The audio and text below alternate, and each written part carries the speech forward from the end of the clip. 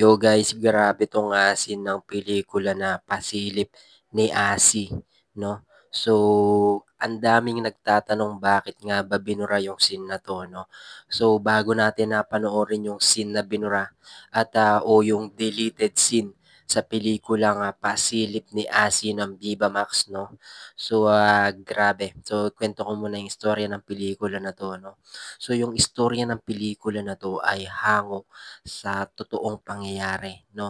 So, hindi ko na babanggitin kung ano yung, pangalan ng totoong karakter dito sa, totoong buhay. Pero ito ay, tumatalakay sa buhay ng, sabihin na nating, tago natin sa pangalang Maria 'no. So, kung saan na pinapakita yung, kung gaano karahas at kung gaano kagrabe yung nangyayari sa loob ng, industriya ng alam niyo na.